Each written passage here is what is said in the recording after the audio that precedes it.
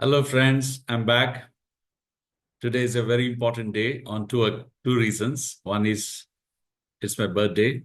Thank you for your wishes and love. Another one is today is the 100th lecture in the lecture series. I wish to continue this series as long as I can. I'll come up with new topics and old topics with recent advances. So please enjoy these talks and do well in your exams and come out in flying colors. So let's straight away go into the topic. Today's topic is a very, very important topic from the exam point of view. Especially every OBG student should know everything about estrogen and progesterone. There are only two hormones and everybody should know about it. And oral contraceptives basically have only two hormones, one or other type of estrogen, one or other type of progesterone. And there are different generations that have come in the practice, and there will be a long question on oral contraceptives. One paper is dedicated, at least 10 to 20 marks questions will be on contraceptive methods, in that oral contraceptives are very, very important. I hope you will be benefited by this particular lecture. New generation oral contraceptives. When I talk about new generation, I have to talk about the history and the old generations also. First combined oral contraceptives were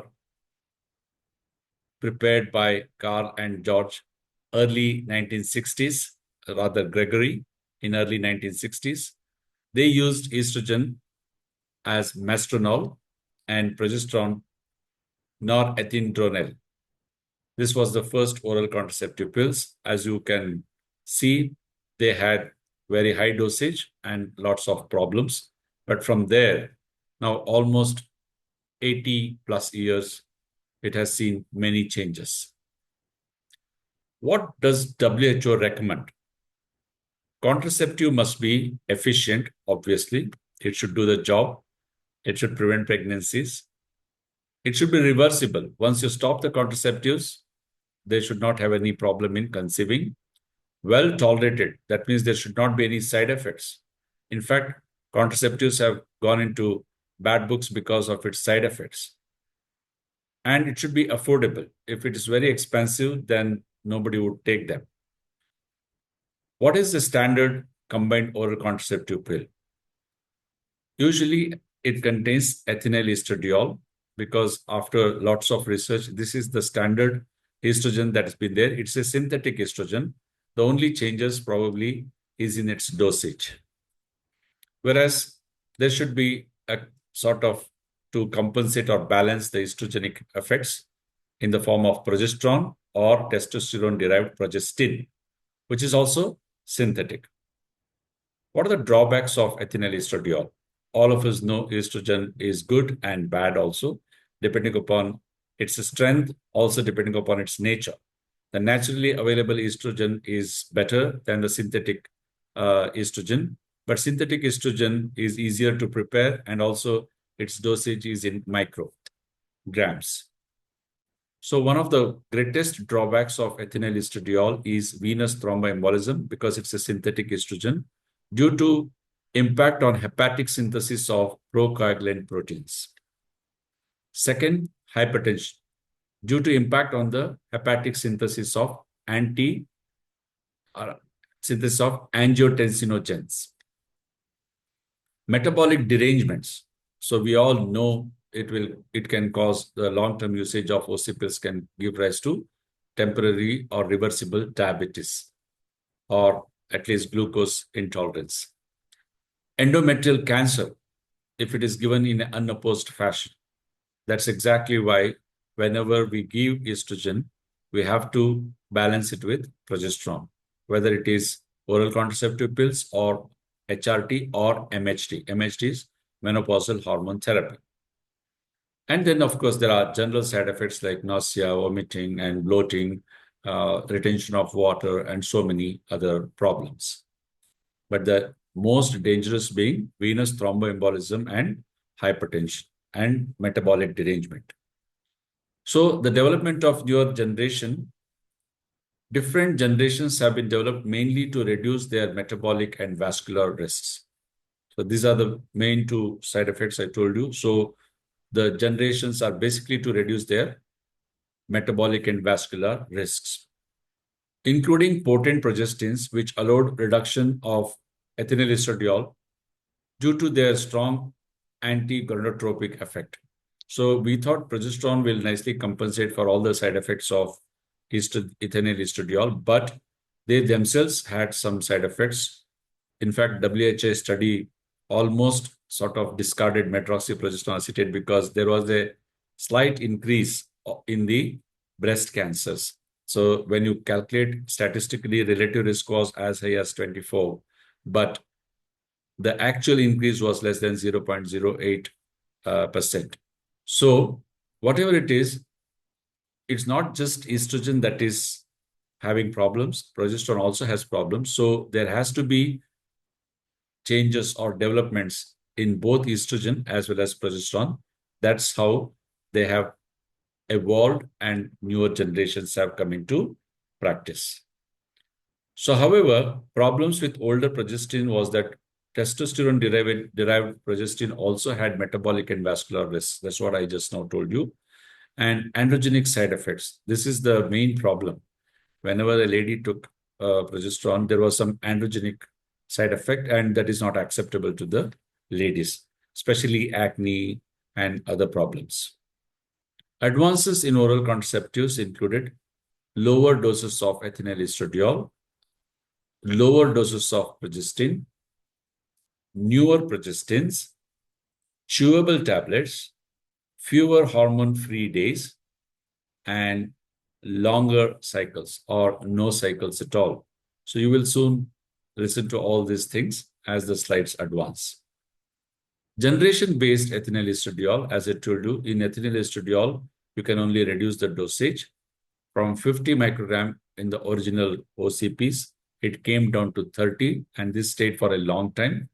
And then it came down to 20, and 15 is the lowest. Because if you lower the estradiol, then there will be breakthrough bleeding or there will be threshold type of bleeding. So that's why you cannot reduce it lower than 15 micrograms. The maximum you can reduce it to 15. Based on the progesterone, the generations are different. Initially, it was progesterone 17-hydroxyprogesterone, then pregnance derivatives, and that gave rise to medroxyprogesterone acetate, norpregnance, that gave rise to progesterone and normegestrol acetate. Of course, then there was testosterone derivatives, norethisterone, levonorgestrel. Levonorgestrel is some sort of a standard progesterone that has been used in most of the oral contraceptives for a long, long time. Then, of course, came gestodine and desogestrel and norgestimate. So these are the different progesterones that were used in the OC pills. Let us look at how all these progesterones came one by one in an evolutionary fashion. In the first generation, it was 17-alpha hydroxyprogesterone 4, MPA, that was first generation. Also, they used 19 norethisterone derivatives, that is norethisterone. Second and third generation contained 19 norethisterone derivatives, levonorgestrel. That is actually the second generation. It became a standard for a long, long time. Then in the third generation came desogestrel, gestodine, norgestimate. So the ones which I have written in red color are the ones which were very popular, others were not so popular. The fourth generation had 17-alpha spironolactone derivatives, drospirenone, with lot of advantages. Drospirenone, actually, when it came, it almost was like a revolutionary progesterone in the oral contraceptive pills. It had a lot of advantages that they claimed, mainly anti-androgenic side effects and anti-mineralocorticoid effects. Non-ethylated estrins, Dynogest. Now it is the most popular one. Dynogest is also anti endometriosis. So if it is incorporated in OC pills, instead of just giving OC pills for endometriosis, OC pills containing Dynogest would be much better. Dynogest itself is given for endometriosis. All of us know that. So that's the evolution from first generation medroxyprogesterone acetate to levonorgestrel in second, desogestrel in third, and fourth generation, two main ones are drospirenone and Dynogest. So again, in a different way, so it is same thing. First generation is medroxyprogesterone acetate. The yellow ones you have to concentrate here. There it was red one. Second generation was levonorgestrel. Third generation was desogestrel. And fourth one was drospirenone and Dynogest. So you have to just remember these rather 5 progestins that were used in COCs. I'll concentrate now on fourth generation because the topic name is new generation oral contraceptives. There is no point in talking about the old ones. Drospirenone, it is 3 milligram tablet in a tablet. Ethinyl estradiol is standard 30 micrograms. The standard regime has been 21 days on and 7 days off regime. So 7 days is just given for a sort of withdrawal bleeding. So it contains 21 active pills followed by 7 pills, which are dummy pills for 3 days. Another combination available is drospirenone 3 milligrams and ethinyl estradiol 20 micrograms, which is a low estrogen tablet. And the regime here is slightly different, 24 plus 4, which contains 24 active pills followed by 4 pills of dummy pills for 3 days. So because the strength of ethinyl estradiol is 20 micrograms, you don't have to give a longer day of progesterone. That's a simple thing, as you can make out here, 21 plus 7 or 24 plus 4. It basically because of the lesser estrogen that is being used. So let us see the comparisons. So if you look at endogenous progesterone and drospirenone comparison, the progesteronic and estrogenic activity is there for the both. Glucocorticoid activity is not there for both. Androgen activity is also not there. But if you look at drospirenone, anti-androgenic activity is plus. It's not in the bracket. It is definitely an advantage. As far as mineralocorticoid activity, it is comparable to endogenous progesterone. That's exactly why drospirenone became very, very popular. Mainly 2 reasons. One is anti-androgenic activity. Other one is anti-mineralocorticoid activity. This is very important because usual complaint after taking OC pills was water retention, and they would put on weight. And that was the reason why women didn't want to take it. So this anti-mineralocorticoid activity did not allow water retention. Also, anti-androgenic activity did not have side effects like hirsutism or even the acne and other things. Levonorgestrel, of course, as I told earlier, of course, this is what I want to encircle with green.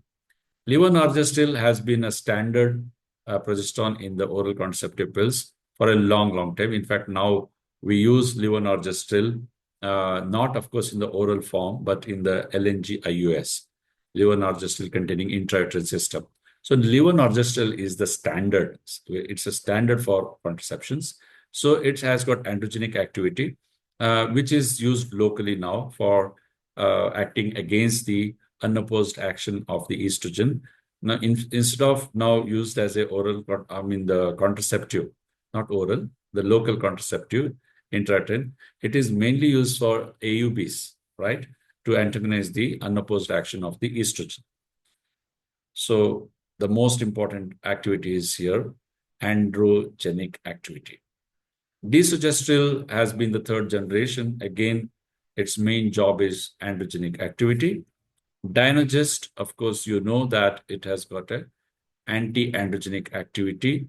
That's why it is now very popular for endometriosis. Cyproterone acetate also has got anti-androgenic activity, but it should not be used as a first line for anti-androgenic activity according to ISHRAE guidelines. However, in India, we still get DIAN, that is cyproterone acetate containing oral contraceptive pills. It is given for women who have got hirsutism problem, mainly because of its anti-androgenic activity.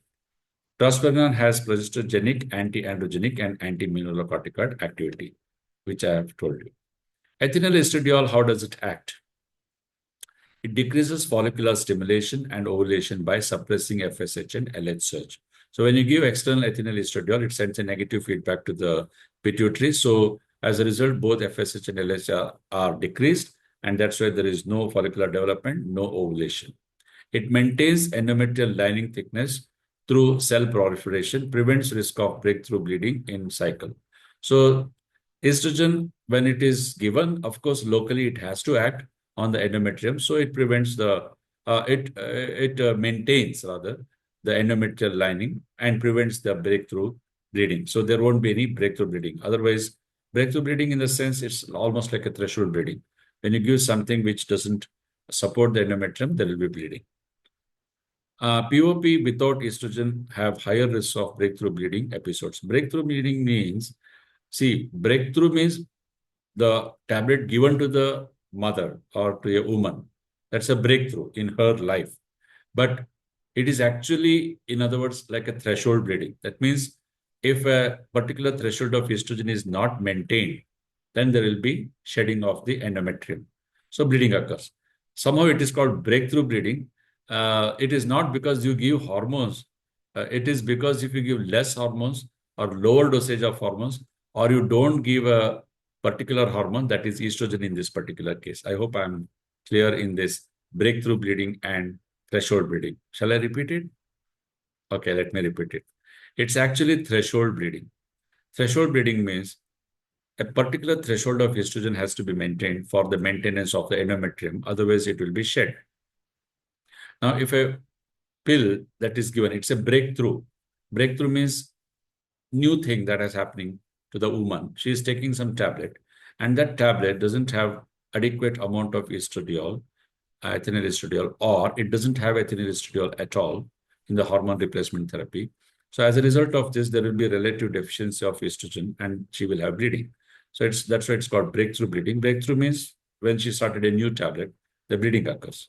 It's because of the POP without progesterone, estrogen rather, and or less amount of estrogen. That's why I said a minimum of 15 to 20 micrograms of ethinyl estradiol should be there, else there will be breakthrough bleeding.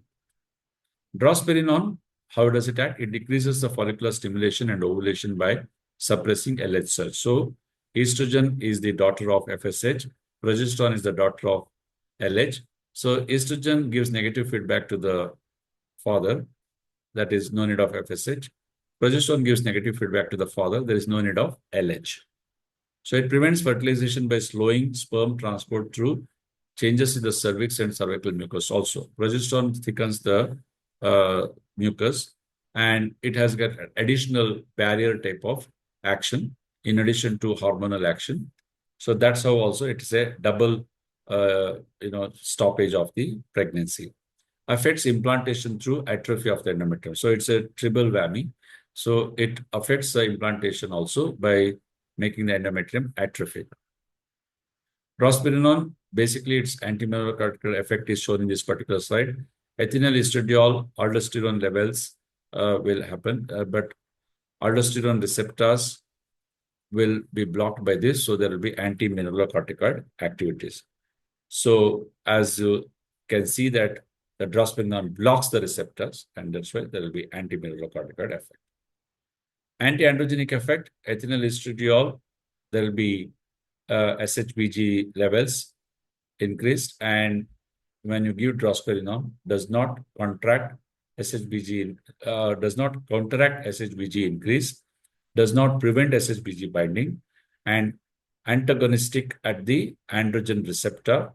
It inhibits ovarian androgen production. So by these four mechanisms, it acts like an anti-androgenic. How? The SHBG receptor levels, it does not counteract the SHBG increase, that is sex hormone binding globulins.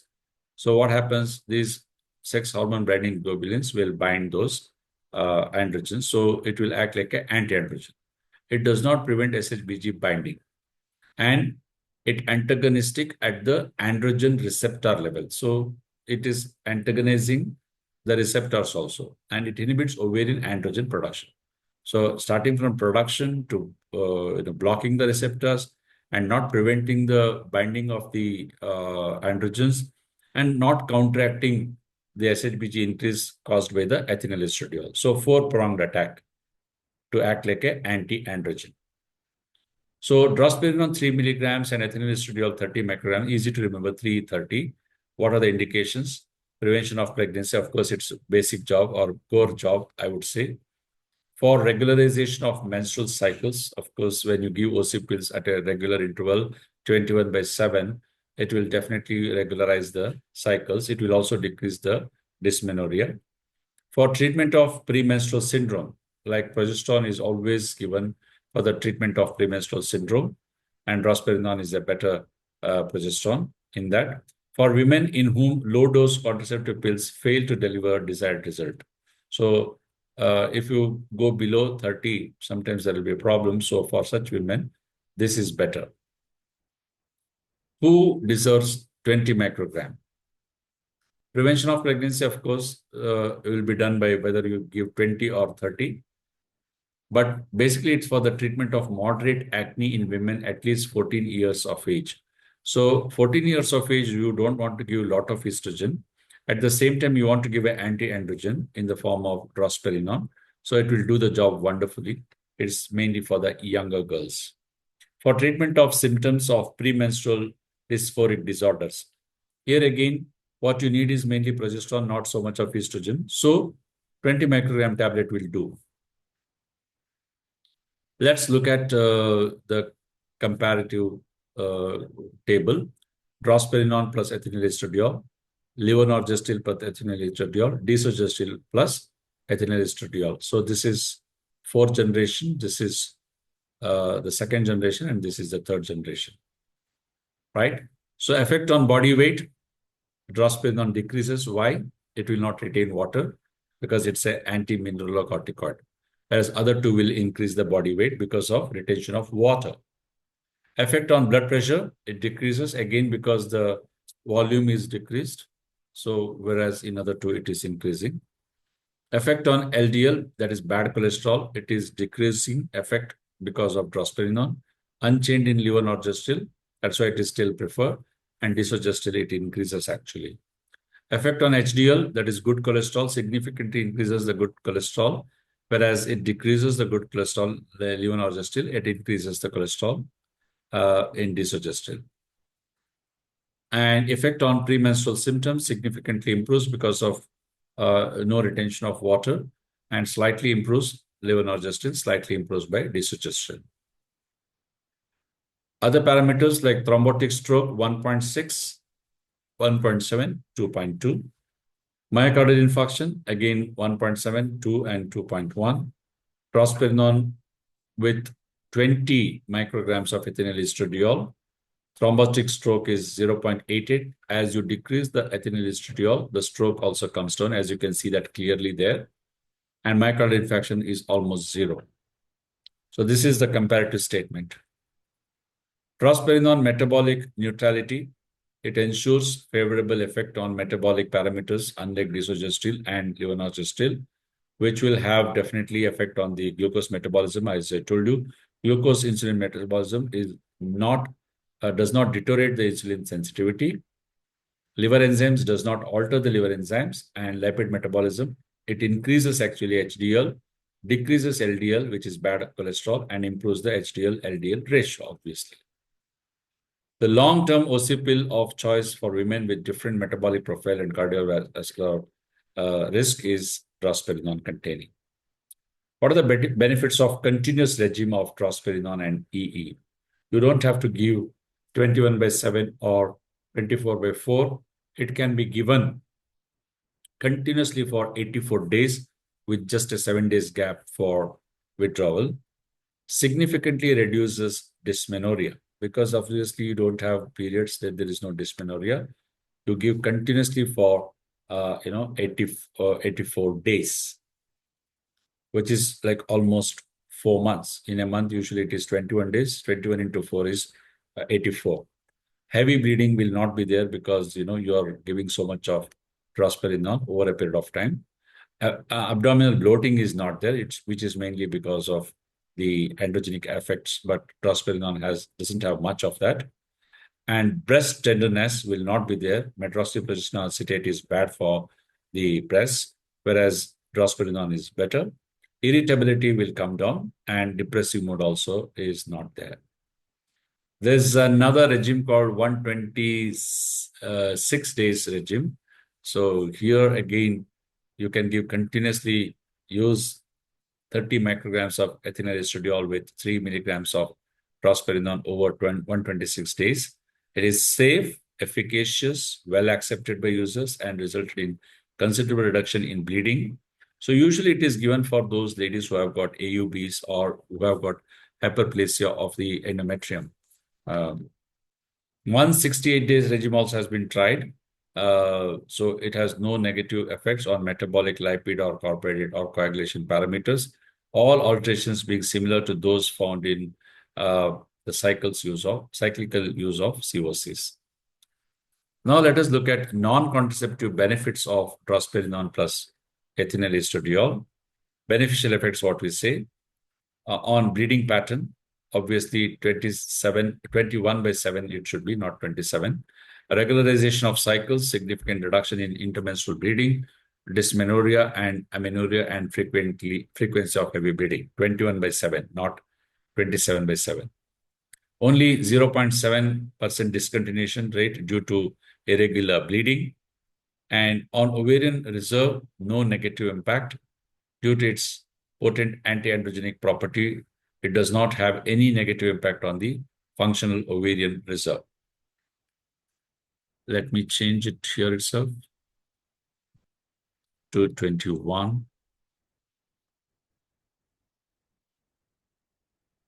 Right. On bone health, ensures positive effects because of ethinyl estradiol, anti-resorptive effects of drospirenone added. It enhances tubular resorption of calcium, increases serum calcium, inhibits parathyroid hormone secretion. What are the benefits of 20 microgram 24/4? When it is 30, it is 21/7. When it is 20, it is 24/4. I told you already in the beginning itself. It has got greater ovarian suppression and increases contraceptive efficacy, decreases hormonal fluctuations because you are giving for a longer time of hormones, only 4 days of break, and it reduces incidences of intermenstrual bleeding. Beneficial effects on withdrawal symptoms like headache, mood swings, and pelvic pain. More benefits, beneficial in adolescents as far as acne is concerned. Lower dose of estrogen reduces estrogen-induced fluid retention symptoms like mastalgia and edema. It ensures effective contraception without weight gain, beneficial for young and newly married couple. More benefits, prompt return to ovulatory capacity, 75% versus 58% with levonorgestrel.